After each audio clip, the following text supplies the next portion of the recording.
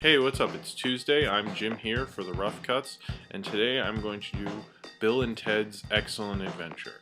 I'm doing Bill and Ted's Excellent Adventure for two reasons. One of which, and this is shocking, no one has reviewed this for The Rough Cuts yet, which I honestly thought someone would have, and I wouldn't be able to do this, and then I looked very hard and did not find it several times. The second reason, and maybe the most important, probably not, wow, that makes me sound like such a dick, I'm hosting Bill and Ted Night in Baltimore, Maryland on Saturday, February 18th.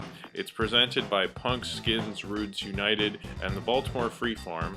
I'm going to have a link in the info below this for the Facebook event. If you're going to be in Baltimore and you would like to come, there will be trivia, a costume contest. There'll be a special treat for people who get there on time. There'll be prizes. Bill and Ted's Excellent Adventure, a film that takes place in 1988 but was released in 1989. It reminds me of stuff like Abbott and Costello Meet Frankenstein. You know, a completely ridiculous premise, but the actors and the directors have such a fun time that it doesn't seem as stupid as maybe the title suggests. It's like a lot of fun, and you know, it's very cartoony. I think this movie, both Alex Winter and Keanu Reeves pull off very kind of cartoony performances.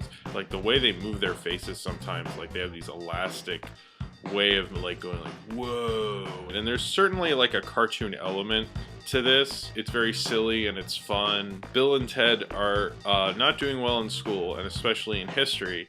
And if they don't pass their oral history report, which they have to give in front of this whole auditorium full of people, they have to give a really amazing oral report about what a historical figure would think of where they live in San Dimas, California. And then Ted is threatened with military school if he doesn't pass it. So they have to pass this test so they can still be friends and hang out all the time. But of course, the band that they will later form, called Wild Stallion, is the basis of the future society and unites everyone and the planets and everything. So they send someone back in time to make sure they stay friends during this crucial juncture during their lives so that Wild Stallion can happen and, you know, restore peace in the future, basically. So they give them this time machine that's a phone box, although which is kind of interesting that they did this because Doctor Who was completely around at the time, and I've never heard that being much of a problem, but now I watch and I go, well, that's, you know, kind of very Doctor Who similar. Originally they wanted a van. That makes a little more sense to me, but I've grown up with this telephone box, so I'm kind of like, I can't imagine Bill and Ted without it. They have this telephone box that their friend Rufus, played by George Carlin, who comes back to the future. He shows them how it works,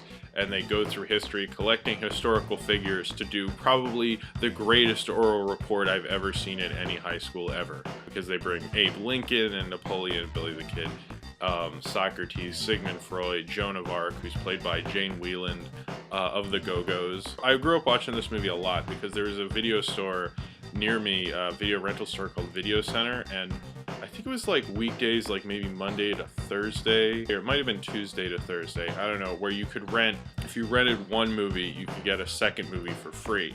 So what I would do a lot was I'd rent Excellent Adventure and Bogus Journey. So I've kind of always watched these as a double feature. I've seen Excellent Adventure by itself. I've actually never seen Bogus Journey without Excellent Adventure before it.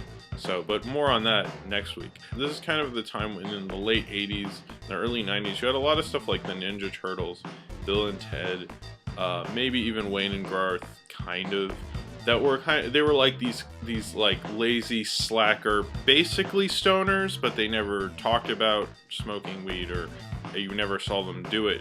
But the way they were speaking, that like, whoa, dude, and all of this stuff, none of them participated or even talked about it. I assume maybe off screen at some point, but never acknowledged it. It's interesting that even though in 60s movies and 70s films drugs were very apparent, but I guess like by the later 80s, and then you have Reagan and Just Say No and all that stuff, I guess maybe they wanted to get away from that. I watched this when I was a kid, like when I was 8 and 9, and you can watch it as a kid. And that doesn't, I'm not trying to demote it or anything, but I think that it opens its audience a lot more, because Harold and Kumar, I mean, maybe that shows how culture has changed. I bet kids can probably watch Harold and Kumar, but at the time, you couldn't make a Harold and Kumar kind of movie. You couldn't do that, you know. I mean, they had Cheech and Chong, but I don't think you could have been as big as Bill and Ted were. I mean, Bill and Ted had a cartoon show, Bill and Ted had an excellent breakfast cereal. Bill and Ted was very mass marketable because, you know, you didn't have them partaking in illegal substances. They were just like, whoa, we're dudes. I look at this movie almost like a really high budget cult movie. I mean, some of the shots in this, I'm like, well, they certainly had a studio behind them. This wasn't an independent movie or anything. This is always kind of a fun movie. I always liked, you know, it's very much elementary school, middle school to me, and I get kind of almost feeling like I'm chilling in someone's basement drinking too much of their Sprite or something. So I always kind of like that about Bill and Ted, and I like kind of having these wacky movies. So if you have seen Bill and Ted's Excellent Adventure and you would like to talk about it, then comment below in the comments, and subscribe to the Buster! Subscribe to the Rough Cuts if you haven't already. Subscribe to my main channel in the info box below. And follow me on Twitter, Tumblr, and potentially VHX. And follow Earl Bear at Holloway's Tumblr, who does the picture at the beginning and the end of this video. And remember, on Saturday, February 18th, I am hosting Bill and Ted Night, presented by Baltimore Punks, Skins, Rudes United, and Baltimore Free Farm. And that's Saturday, February 18th. And I hope to see you next week. And yes, next week I am doing Bill and Ted's Bogus Journey,